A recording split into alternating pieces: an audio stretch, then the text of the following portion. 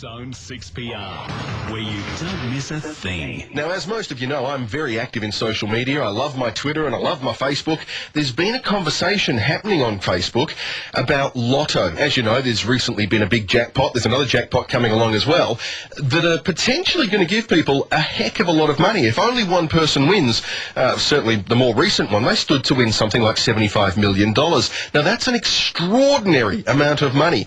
You've got to ask the question, would $5 million be just as extraordinary and just as enough? You can imagine if we took these Lotto winnings and said, right, instead of $75 million distributed by whoever manages to get the right numbers, we'll cap it at $5 million per person that's managed to get those right numbers, and the rest of the money could then be distributed either to the other divisions or perhaps even to charity. Now, I'm well aware that we already distribute some of the lottery's money to charities, but let's find out from someone who knows a little bit about wealth what $5 million can actually do for us. Joining us now, Troy Macmillan, who's the Managing Director at Wealth Designers. G'day, Troy. Hi, Jason.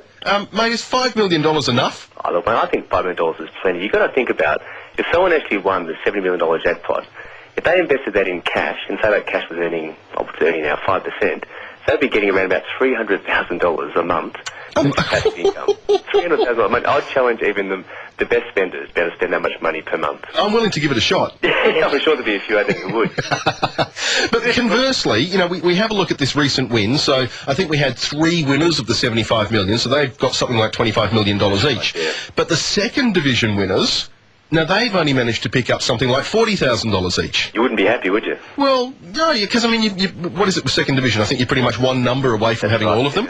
I mean, you're going to be enormously frustrated to think that you were one number away from $25 million.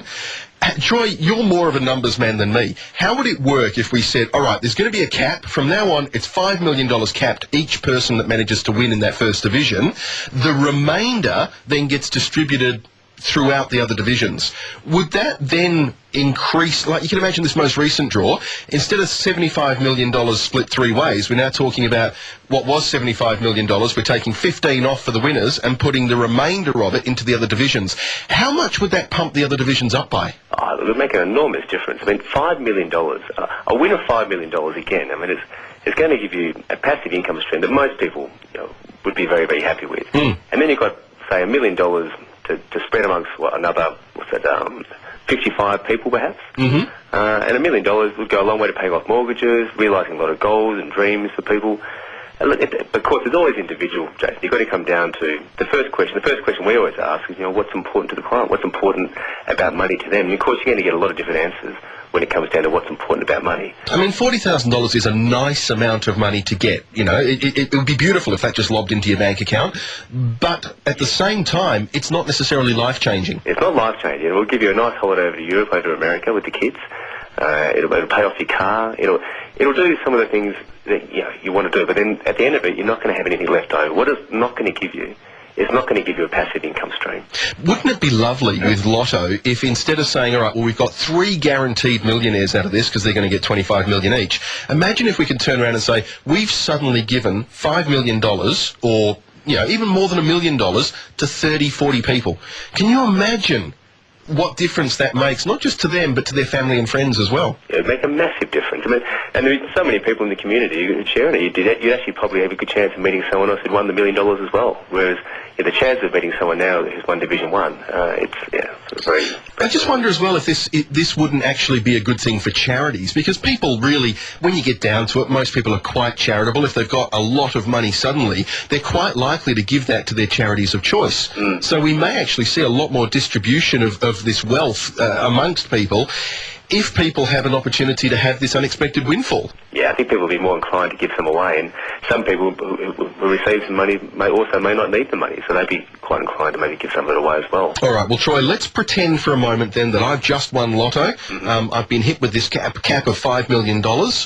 What do I do now to try and ensure, as best I can, that the rest of my life and perhaps even for my children is going to be quite comfortable?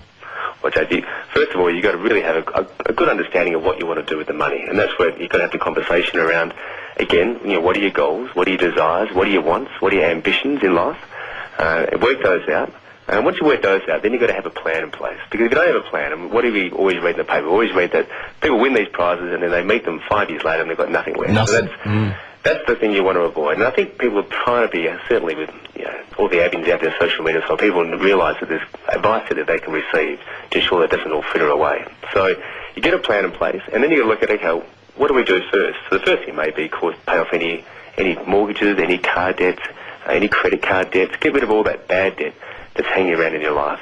Get rid of that.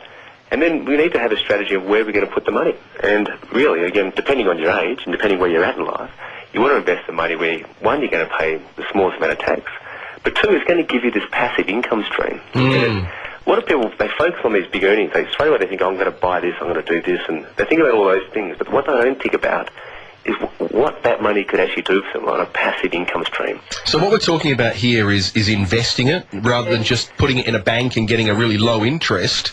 We look for other forms of investment that may be a little bit more risky, but which offer a much higher rate of return. Exactly right. That's the old thing. It's not how much you earn, it's what you do with your money. So you want to invest it.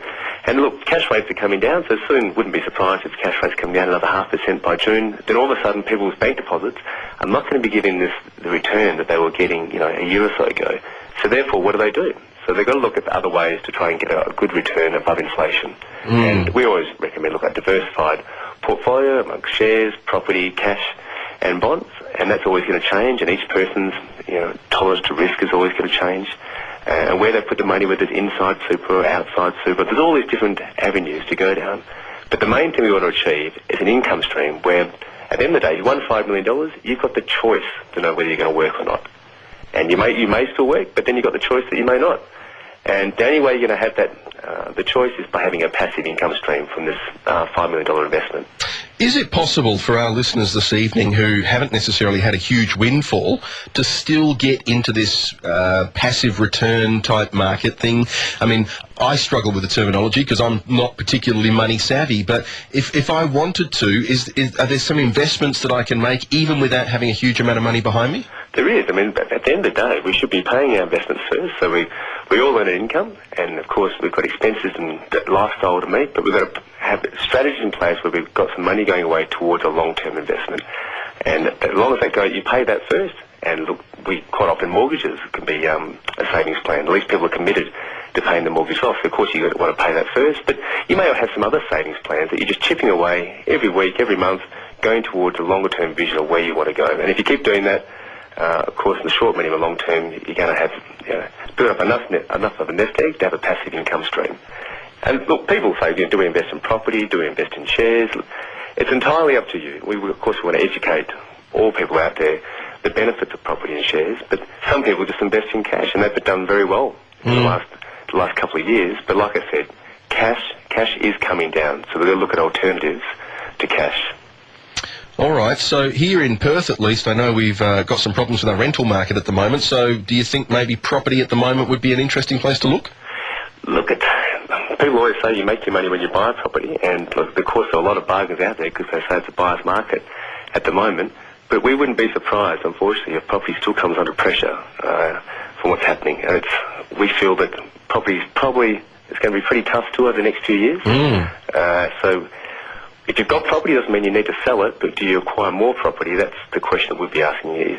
It's probably could be still a bit risky, Jason, to be looking at too much property at this stage. Oh, okay. So, okay, I'll put a cross next to that one. Done. Alrighty. When it comes to the share market at the moment, everybody keeps talking about another global financial crisis, and certainly Europe is suffering right now. Are we concerned about putting our market into the money into the share market? Look, it sounds like it's just all bad news, doesn't it? Property, but shares. Look, there's a lot of instability in Europe, and only 48 hours ago we saw more flashed across the news.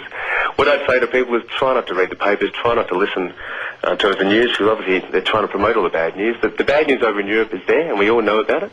There's a lot of uncertainty over in Europe, and that is affecting markets over there.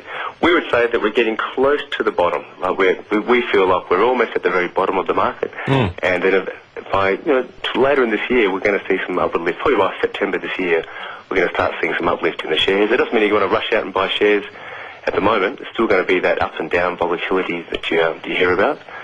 we may be coming into some better times with shares later in the year. But So it's a good time to go out and win $5 million in the Lotto. Look, it's a good time. Where would you do with it? Well, look, like I said, it's really up to the individual, but the four main asset classes that people want to consider, and the four main asset classes are cash, which we all know about, there's bonds, and there's government bonds, and there's corporate type bonds, there's property, and you've got residential and commercial property, and then there's shares. And amongst the shares, there's so many different types of sectors and individual stocks you need to look at. But of course, you just need to get advice for whatever you're going to do. If you are in the market to have someone who can help you out with investing your money a little bit more wisely than maybe you're doing at the moment, why not give Troy Macmillan a call?